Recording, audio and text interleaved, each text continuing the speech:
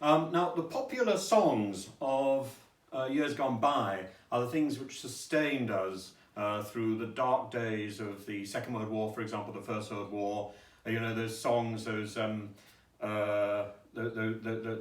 Goodbye, Goodbye, and all that. Actually, there's a really good one which has been in my mind recently from Gracie Fields. Where's it now? Wish me luck as you wave me goodbye, not a tear but a cheer, make it gay. The lyrics don't quite work today, do they? But it is wonderful, that sort of triumphant energy and cheerfulness in the face of anxiety as people are going off to war and everything else. A lot of these songs have been playing in my mind for very good reasons. Now, I wanted to talk to you today about two serious issues. The first one is how much it's really all around one subject, which is reality TV and my experience of being on The Circle. And I thought I would come clean, or at least come a little cleaner than I have in the past. So the first thing is that I hugely appreciate at the moment the friendships that I made on The Circle. And I hugely appreciate the message that The Circle gave when I was on it, and the message that the idea about it that was presented to me when I was telephoned and asked if I would be on this series. That was a message of reciprocity, of friendship, and of a bond that goes beyond what you can see. And that I know is true. I've always known that was true, and it was wonderful to be part of a social experiment that in some way demonstrated that. I feel very privileged about that. However, I knew nothing about reality TV when I was asked to be on The Circle, and now I find myself plunged into the very heart of that system, that canker.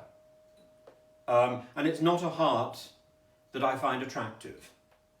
I know there's a new series of The Circle on Netflix at the moment. I've had a brief look at it, and it seems to me to be much the same as the last series of The Circle on Channel 4. It has the same twists and manipulation. And I find it, I told the producers last time, I find these twists and this form of manipulation abhorrent, cruel. It's not what I signed up for. It has nothing to do with me. Now, when The Circle was on last time, I think I made so much noise, I made myself fairly unpopular, and the production company got in touch with me and asked me if I would be a producer on the next series if it was recommissioned. If I could have had some real influence in the direction that the show would take, if I could make it warmer, yes, the answer would be yes. But it was quite clear that wasn't what was on offer. So I reluctantly cannot be part of that. Instead, I've mounted a sort of campaign to try and reform the whole industry. And the other day, on the day when the new Culture Secretary was appointed by Boris, she's a lady who has been on 2 reality TV shows, so she knows something about this industry. And I wrote to her asking for an appointment when I come out of hospital. I know at first hand the level of stress that these shows cause. Reality TV, I think, is a wonderful way for television to do modern drama. There are 2 ways of doing drama. Either on the one hand, you have a brilliant writer like somebody like Russell T Davies, and a shout out to Russell. Either you have a wonderful drama written by somebody who is competent and brilliant, and then you assemble a cast of actors who are competent and brilliant, who can learn those words to such an extent that they can make them real again, and you can believe that drama is genuine and true. Or, if you're really clever, you can do what reality TV tries to do, which is to assemble a cast of individuals who bring with them their own backstory and their own drama, and when they assemble, of course, there are flashes of brilliant interplay.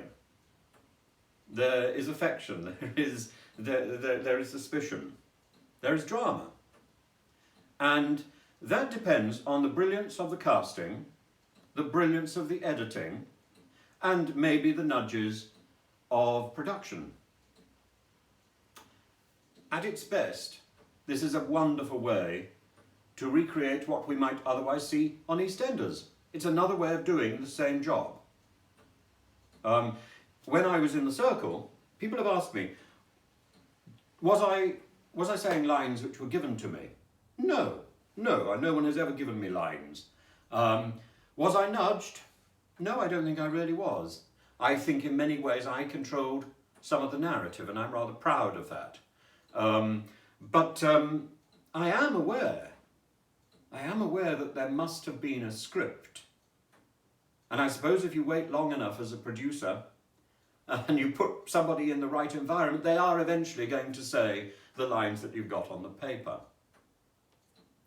I don't know whether I did that. I don't know whether I said something different. I am aware that I seemed at one point to be changing the direction that the show wanted to take. That's fine. That's fine. But that 24-hour monitoring, which happens on these big reality TV shows, comes at a price. Because it allows production, potentially, to bully and to play power games with people.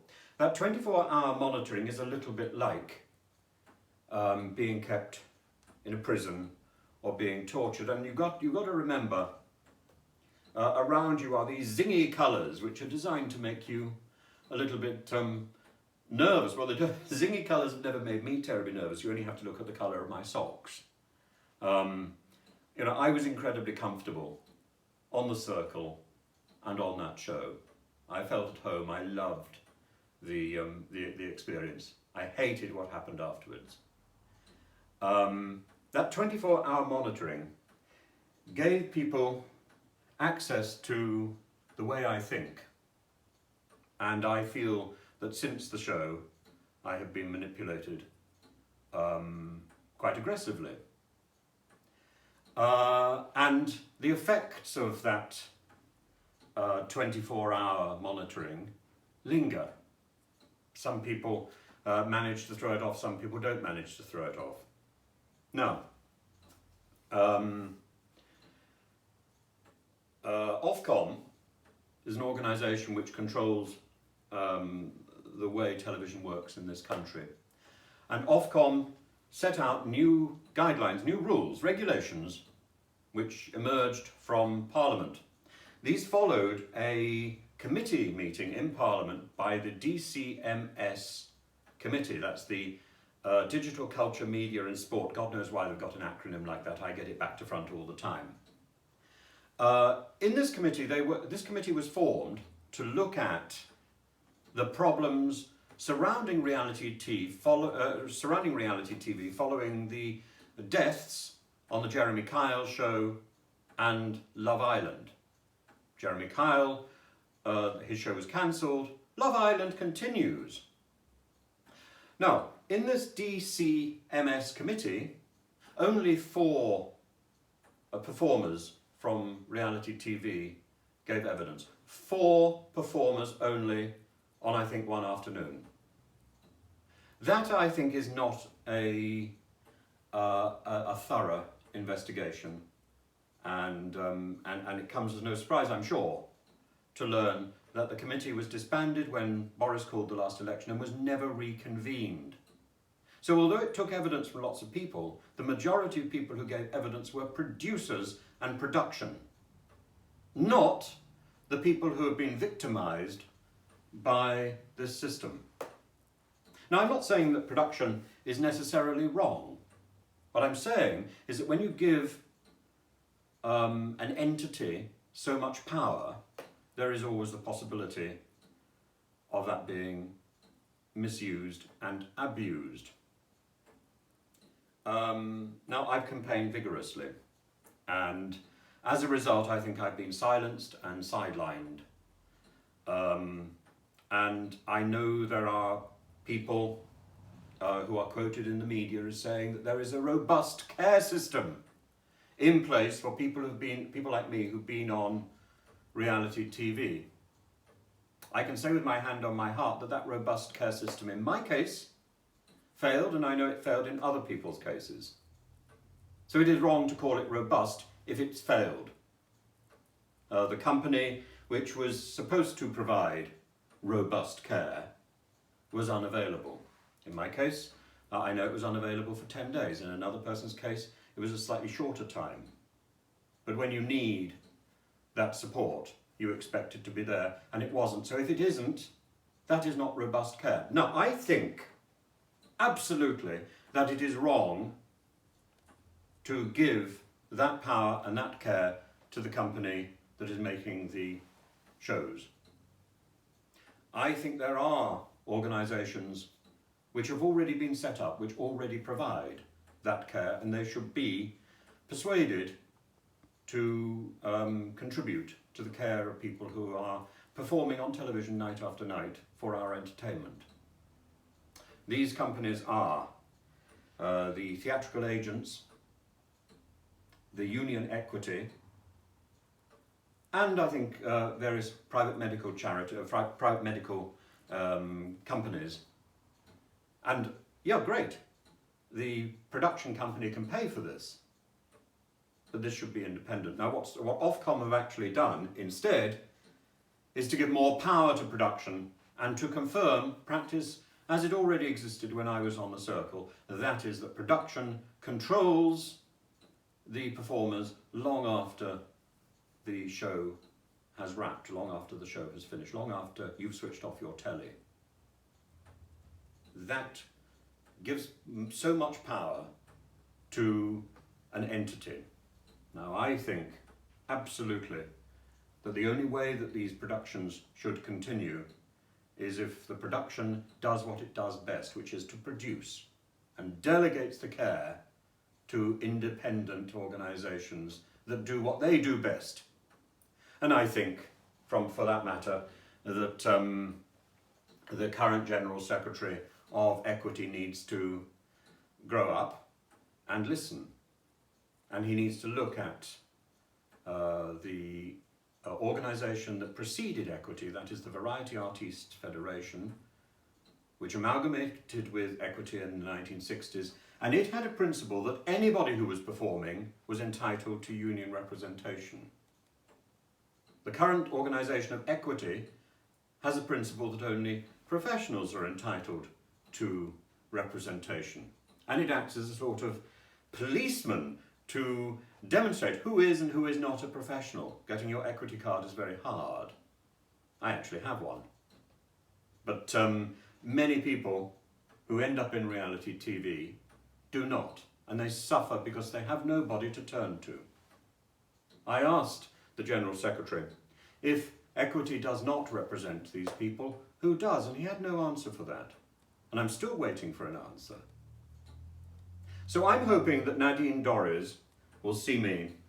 I don't know when I'm going to get out of hospital. I don't know how fit I'm going to be when I get out of hospital. But certainly when I'm mobile, I hope she will see me, and I hope we will discuss this more seriously. And